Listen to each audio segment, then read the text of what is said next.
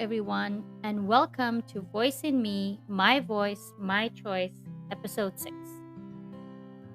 I hope everybody's keeping well.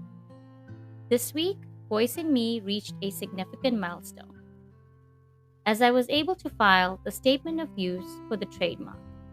This is very important as I want to build Voice in Me to help others find their inner voices and use it authentically to help themselves in any facet of their lives. Whether it's for this generation or the next, Voice in Me should be the foundation for people to truly speak their inner truths and be who they need to be. So, for many of you, the holiday season is about friends and family. And for my family, we get that opportunity to spend with my mother in law this year and give our girls the opportunity to learn from her, to listen and hear how she has used her voice in her life as well. So we're really looking forward to that. Therefore, this will be my last podcast for 2023. And with that, I want to share why I chose to use my voice in certain situations.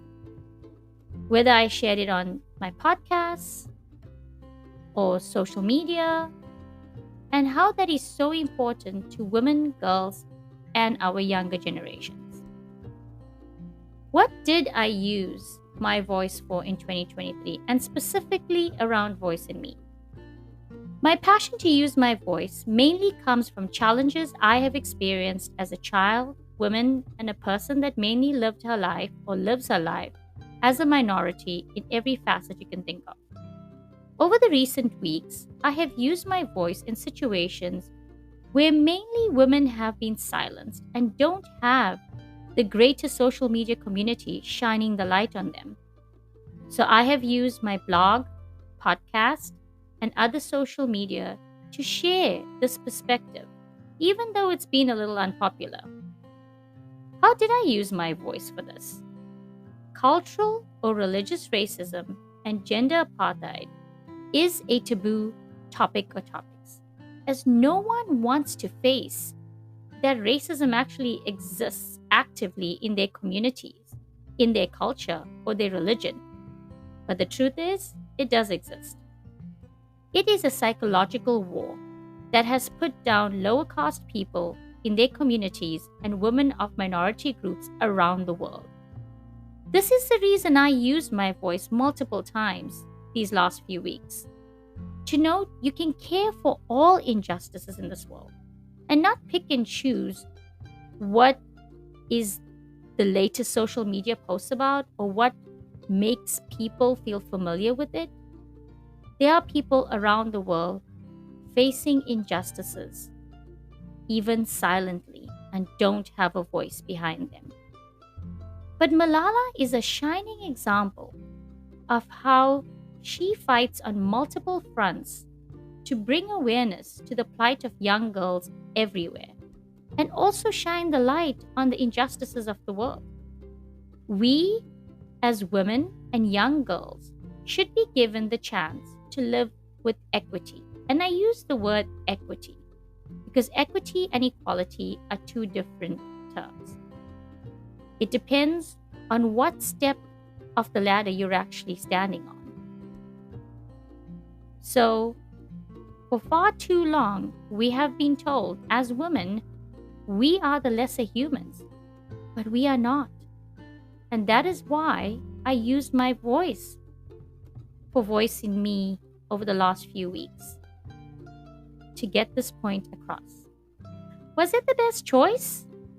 In my heart, I know it's the best choice to share about cultural, religious racism, but more importantly about gender apartheid.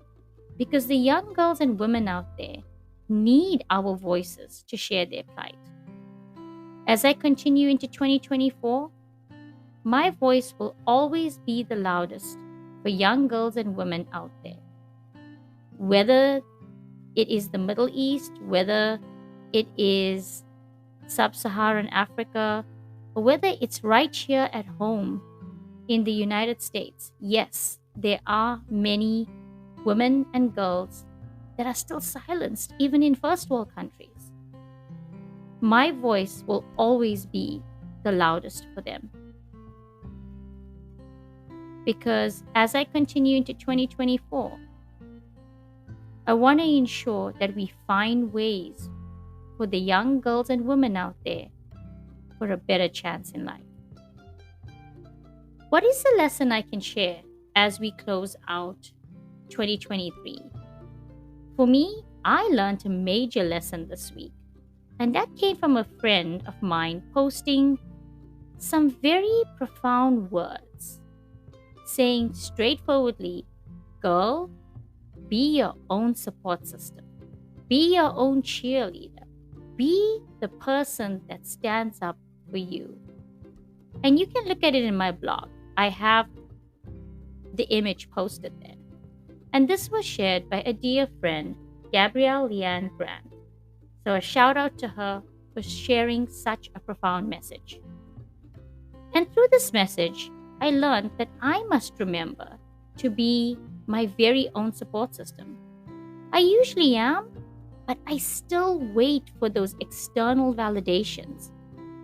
And sometimes I tend to value them more than my own. But not only me, we all should be our own support system. Yes, we do need family and friends and others out there. But for those of us capable of being our support system and not waiting for external validations, we should be that.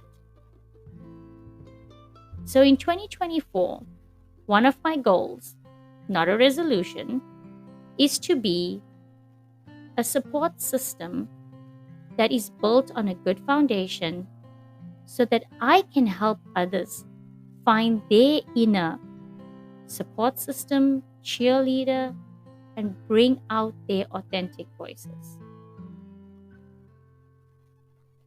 I hope, regardless of you being, or any of us being girl or boy, man or woman, them or they, be your own support system and be the voice that stands up for your choice, for a better you, as guess what?